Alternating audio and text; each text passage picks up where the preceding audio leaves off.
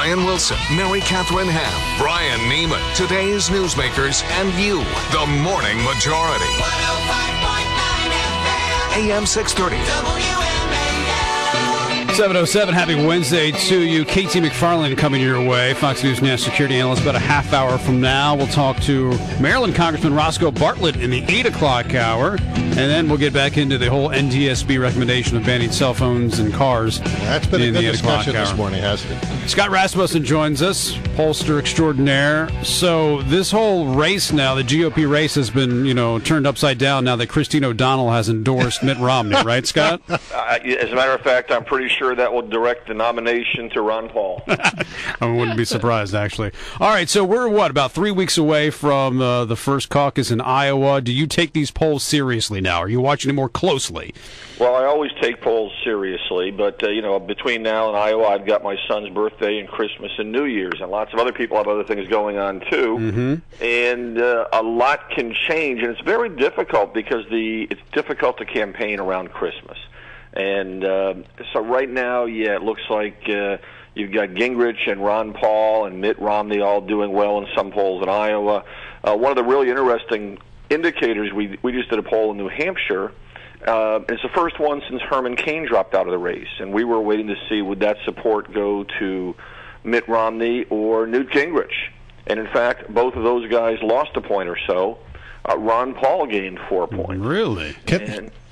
So I think what this tells me is there's a lot of uncertainty. More than half of all GOP voters in these early states tell us that they could still change their mind.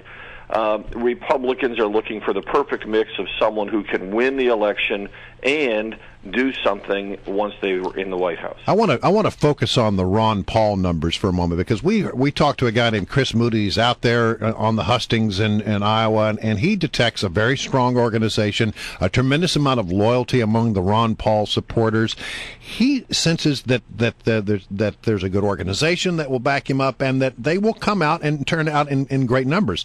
If the numbers tighten between Gingrich, who doesn't have as good an organization in the state of Iowa, it doesn't have that loyalty factor that Ron Paul has, is it possible that Ron Paul might actually win Iowa? Of course it's possible. I mean, Pat Robertson has won there before. It's a state where having passionate support and a big field matters a lot. And, with Ron Paul, every time you talk about him on air, every time you put something about him on the Internet, his supporters respond. I think to some degree all the talk of organization and money is a bit overrated. Mm-hmm. It's not going to take a candidate who's at 2% in the polls and bring him to 20%. But does it matter a few points on the margin? Absolutely. And Ron Paul right now can be, for some people, none of the above. He can be a serious candidate, and so it wouldn't shock me to see him win in Iowa. It would shock me to see him win just about anywhere else. In your generic presidential ballot poll, generic Republicans still running extremely well, 47% over Obama's 42%. Where do we find that guy? Guy or gal. Right. Generic Republican. That's right. Well, part of that depends on how the Republicans decide to campaign. What that tells us, first of all, is if the Republicans can make the campaign all about Barack Obama, they win. But if Mitt Romney is a candidate, the Obama administration will try and make it all about Bain Capital. If Newt Gingrich is the nominee, there's a whole treasure trove of things they'd like to focus on. And at the end of the day, there won't be a generic Republican, but if the economy continues to get worse, whoever the Republican nominee will probably come pretty close to that vote. All right. How is the president doing in poll numbers compared to other people in the past, compared to say, Bush in 2004 or maybe even Clinton in his second go-round? The president's numbers overall are weak, and we see this in every single manner. In the presidential tracking poll that we release every day, his total job approval consistently in the mid-40s. A couple months ago it was in the mid to low 40s. Now it's mid to maybe high 40s. And that's not a good number for a president running for re-election. On the most important issue of the cycle, 48% of voters say that Barack Obama is doing a poor job on the economy.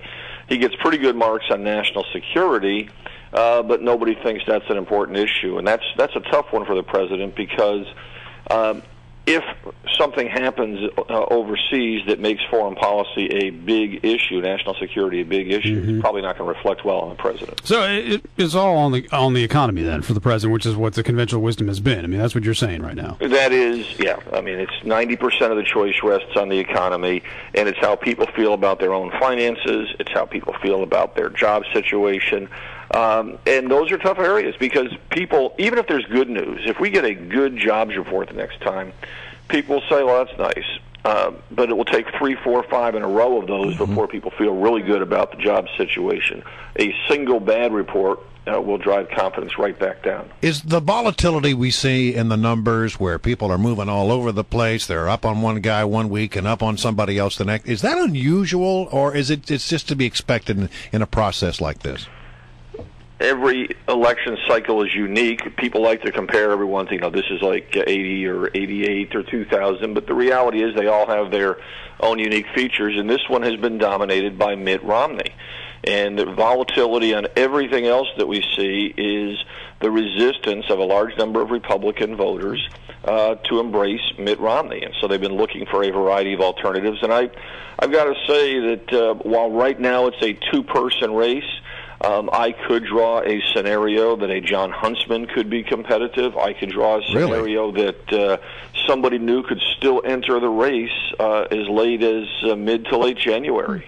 Wow. Well, you have a question in one of yours saying Americans still believe private sector workers work harder and get less than government workers. Yesterday we were talking about the Gallup poll out showing that at higher numbers than almost ever, people fear the federal government. How much do those values questions matter? I know we talk almost exclusively about the economy, but as far as the values of how you're going to take the country forward, how much does that matter?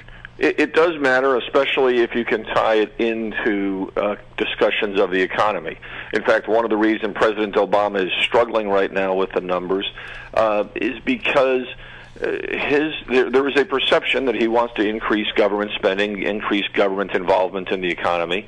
Most Americans believe that if you cut government spending, it's good for the economy. If you cut taxes, if you cut deficits, those things are all good for the economy. They perceive President Obama has a different direction. So if a Republican were able to come out and not simply say, gee, everything's bad, but part of the reason it's bad is because we're not having enough free market competition. Here's the way we move in that direction, and tap into those feelings and tie it to the economy. It can be a very powerful argument. All right, Scott, great to have you on. Merry Christmas, Happy New Year, and happy birthday to your son as well. All right, and by the way, in January, I got a new book coming out, The People's Money. Make sure you check it out. We will. Thank you so much.